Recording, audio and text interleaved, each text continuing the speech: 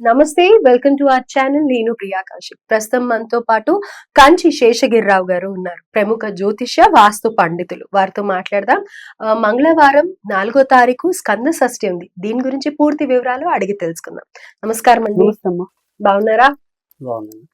So స్కందుడు మామూలుగా సుబ్రహ్మణ్య స్వామి, స్కందుడు, మనం ఇలా అన్ని రకరకాలుగా పిలుచుకుంటూ ఉంటాము.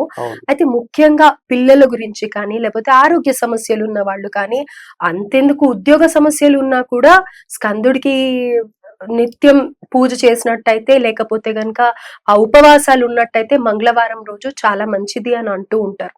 అయితే ఇప్పుడు వచ్చే మంగళవారం రోజున మాస స్కంద షష్ఠి కాబట్టి ఏ విధంగా ఆచరించాలి అని అంటారు?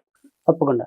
అంటే మీరు చాలా చక్కటి విషయాలు చెప్పారు. ఎందుకంటే ముఖ్యంగా ఈ సుబ్రహ్మణ్యుడు అంటే సుబ్రహ్మణ్యుడు అన్న ఆయన, స్కందుడు అన్న ఆయన, మురుగన్ అంటారు కొంతమంది.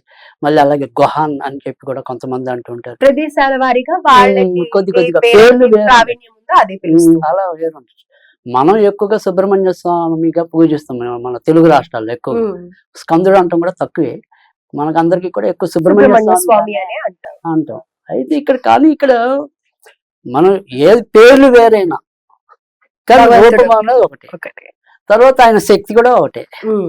సో ఇక్కడ మీరు చెప్పినట్టు ఏంటంటే, ఇక్కడ పిల్లలు కరెక్ట్ గా రానిప్పు ఉండాలన్నా ఆయన అనుగ్రహం కావాలి. ఈ పిల్లలకు వచ్చే అకాల మృత్యు దోషాలు హరించాలన్నా కూడా స్కందుడు అనుగ్రహం కావాల్సిందే.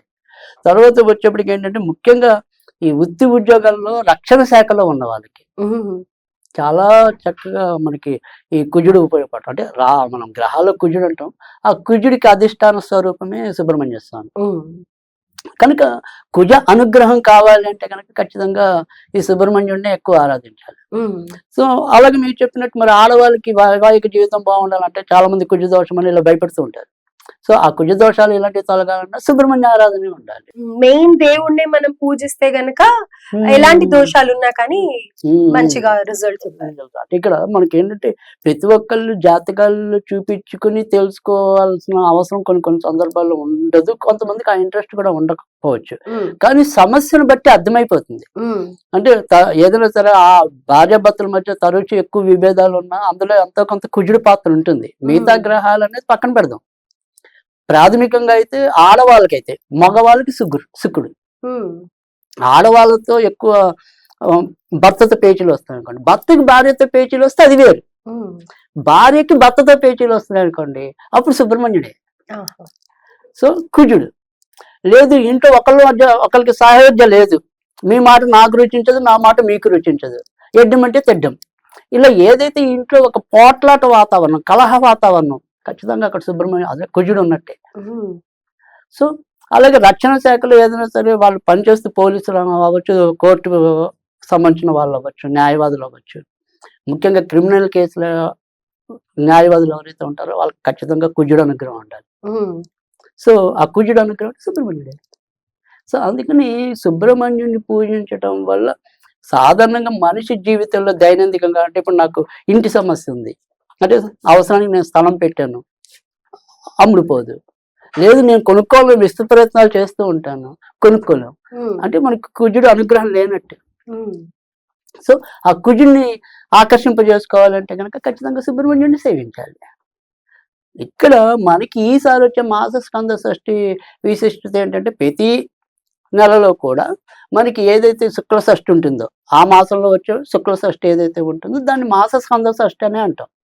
అలా వినాయకుడికి చవితి ఉంది, అది ఏమో మనం సంకష్ట చతుర్థి అంటాం. అలాగే బహుళాష్టమి ఏదైతే ఉందో అది కాళాష్టమి, కాలభైరవాష్టమి అంటాం. అలా సుబ్రహ్మణ్యుడికి కూడా మాస స్కంద షష్ఠి అనేది ఉంది.